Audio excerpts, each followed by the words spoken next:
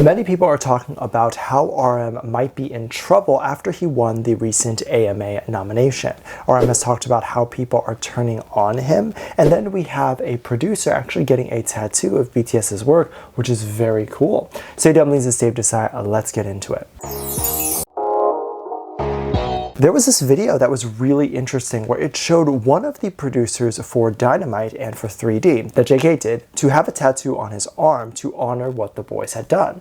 When Dynamite reached #1, the producer got a Dynamite tattoo on his arm, so it's literally just a picture of an actual thing, not the words. And then when JK got in the studio for 3D, the producer said that if 3D goes to #1, he would get that tattoo on his arm. And I think it did get to #1, but I could be completely wrong about that. The video itself got people pretty emotional because it was pretty touching, and it was like a clear indication that everyone who is around JK or around the BTS boys are very calm and happy, and that only happens when the boys' energies are very calm and happy. And so you can tell that the energy is always really great and that the boys don't have this chaotic energy, right? And that's really hard to do as someone who is always on the go and someone who may be constantly moving from one thing to the next. Being able to keep kind of center is probably really difficult, and people can feel that. I know when there are days where I'm going one after the other and doing things, as I'm sure most of you have done. By the end of that, or even in the middle of it, while you're trying to figure out things and people start talking to you as you're trying to figure out those things, you might even snap or kind of be very flustered, right? Because you're trying to think of how to manage from one thing to the other, right? These boys' careers are literally like that, where it's them going to rehearsal and then, maybe just having about an hour of rehearsal, and then right after going into the studio and then doing press right after that, or doing some sort of shoot or something. So it is really difficult for people to find their center in moments like that. And when people exist around those who are not centered, it can be really tough. JK didn't seem to make much of a reaction when the producers said he would get a tattoo of this, and this is likely because JK has a million tattoos of his own.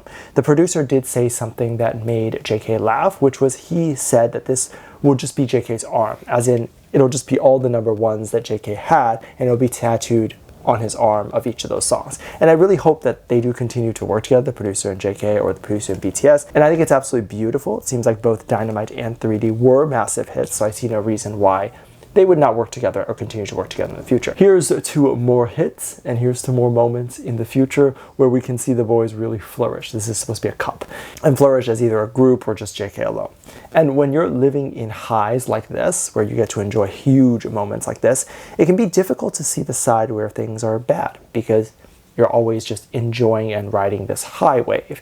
You probably don't think that there really ever is going to be a bad wave. And this moment was talked about not too long ago, where RM said one of his biggest fears and things that he often thinks about a lot is his audience or the people following him turning on him.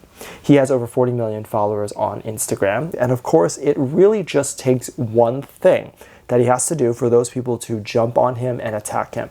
And what was interesting was RM said this is something he is scared about 24/7. Cancel culture can be a joke sometimes, and cancel culture also doesn't work when it needs to. People get canceled to the point where they can no longer come back from a career, or they feel like they can't come back from a career after just, let's say, being rude or saying one word. But those who are touching kids and doing those things can somehow still have a career. And to that, I say cancel culture is not actually doing what it's supposed to do. If you're a rude person or a person who does disgusting things to people, you can change. That's a possibility, right? One day you can just decide you're not going to be that rude person anymore. You can get to the root of that problem in therapy and then eventually fix it, right? Like, there's so many ways you cannot be this person anymore. But if you're someone who touches kids, even if you one day decide to stop touching kids, you've already touched a bunch of kids. So there's no way to take that back.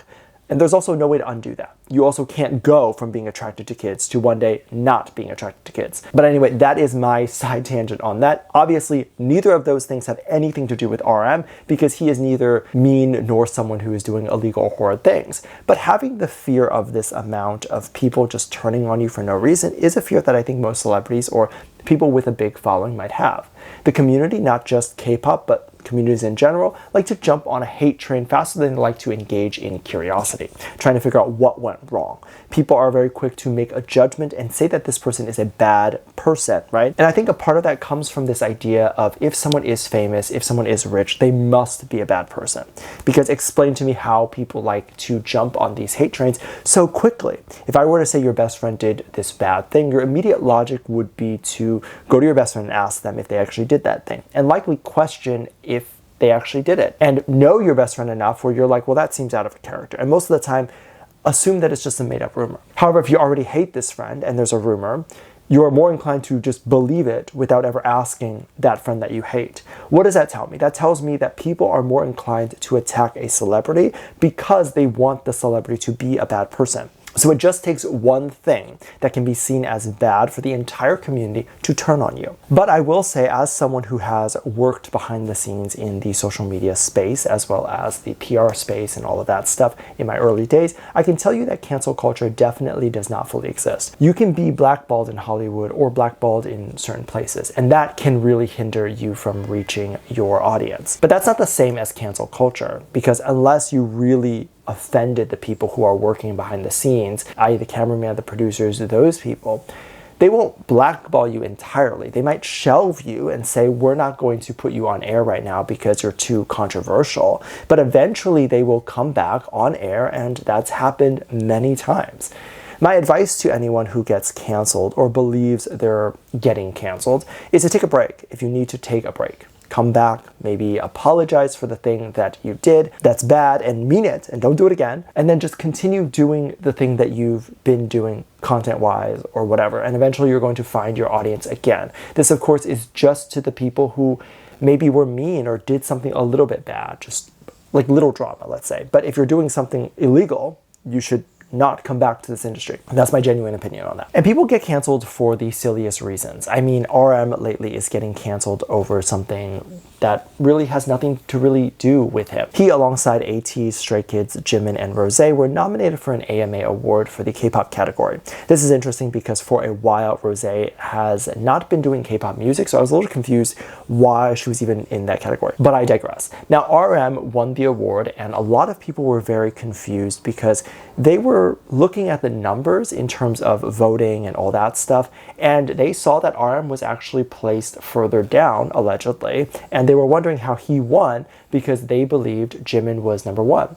I don't personally know where these numbers come from, so I want to say that first and foremost. These are likely not official numbers that have come out because I don't know any award show to actually release official numbers like this, because oftentimes a lot of the awards that get won are not solely based on votes. They're also based on of people behind the scenes, like the judges, picking what they like better. And yeah, sometimes those people are biased, or sometimes those people are not picking what the general public might like.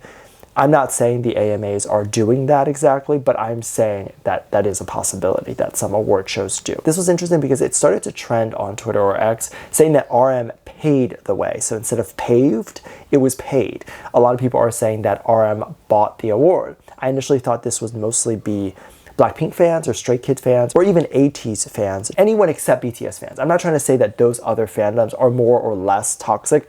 I'm not getting into that really today, but I'm trying to say that it makes the most sense that it would be those communities getting upset because they didn't win the award. But it was actually Jimin fans getting upset, which is redonkulous and the most craziest thing to me.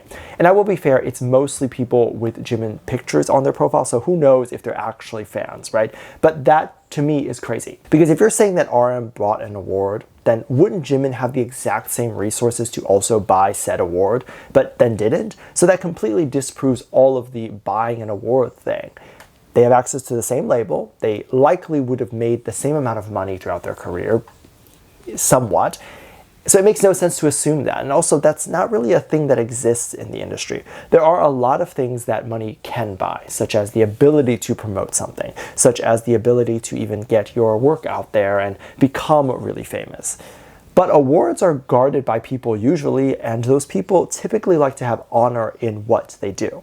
I don't know the logistics behind how RM won or how anyone wins these award shows, but I'm going to go under the guise that it's fair and that as long as any person in BTS wins something, I think it's a win for the group as a whole. And yes, I would say this exact same thing if Jimin won and RM didn't. Let me know what you think. Make sure to check out Patreon for more videos, linked down below. Thank you to this lovely comment right here. Love you, bye.